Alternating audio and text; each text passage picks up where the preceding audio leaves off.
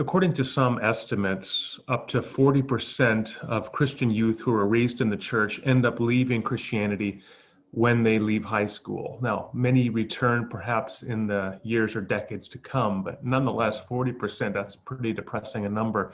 So here's a question I want to consider. How can you develop within a Christian community, within Christian youth subculture, in particular youth groups, youth ministries, the characteristics that will lead to a faith that is not going to be buffeted by the storms of this world, that is going to have a certain intellectual maturity and a depth that it can survive those years after high school? And with that in mind, I want to list 7 points that I think are important in Christian community to achieve that end. All right, so let's go through this quickly, starting with my first, live mere Christianity. What I think that Christian leaders and communities need to do is to think, well, what are the most important essential things, and what are the other additional doctrines and practices that are less essential to our identity and who we are? And then teach and live out these different levels of truth with respect to the degree to which you think that they are essential to your identity.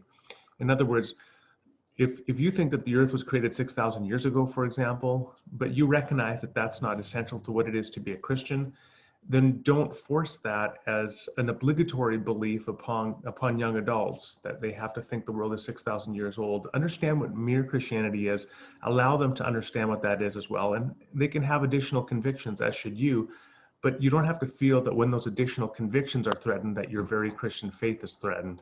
Number 2, welcome questions. Be the kind of community that invites people to share their different questions rather than keep them to themselves.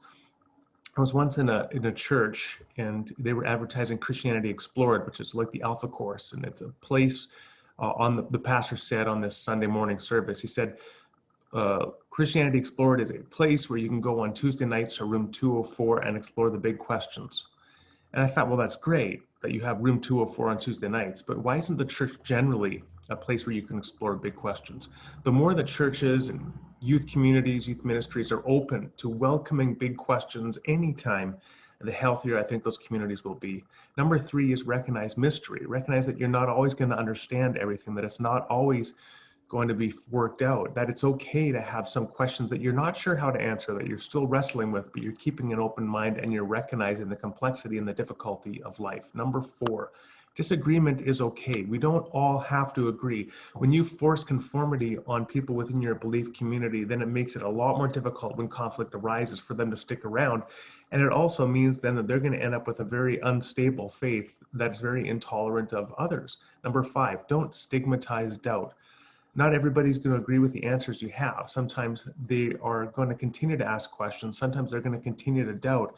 And we should actually recognize that that kind of doubt serves an important role within the Christian community to spur on the rest of the community to continue to wrestle and think about these questions, because we'll never have it all figured out.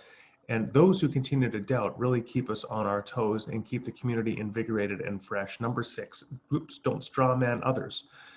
This is really important. So when people in the in-group make people from the out-group look ridiculous or foolish or morally suspect or something else, then of course that's false. That's not neighborly. That's not an expression of hospitality. It's a violation of the golden rule. But it also means that when people leave your community and go out into the world and interact with other people and find that those other people in fact aren't the evil or stupid people that they were led to believe, then that really unsettles and undermines their convictions and their trust in the belief community that they left. So for example, if you raise young adults within the church to think that evolution is stupid and atheists are all foolish, and then they go off to university and they encounter very sophisticated biologists who are teaching evolutionary biology and very thoughtful philosophers who are atheists and who are defending an atheistic perspective of reality, they could have their faith shaken to the core because they were always told that atheists are fools and that evolutionists or neo-Darwinians are making a monkey out of you, and they will find their faith shaken as a result. So you really need to give people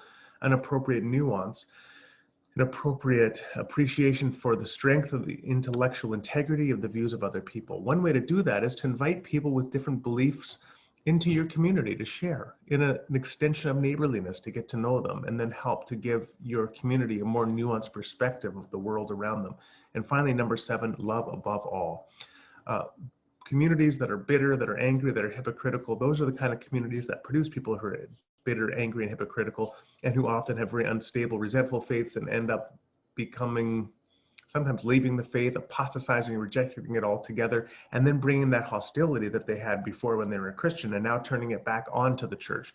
When you create people, within people, a deep sense of love and caring and commitment and openness within your community, it's going to lead to a much more stable and healthy community. And that is really going to sustain people in the difficult times when they face big questions. So I think that those are 7 quick thoughts on how to build communities of faith that are going to lead to faith that can be maintained after high school and throughout the university years and on throughout the rest of one's life.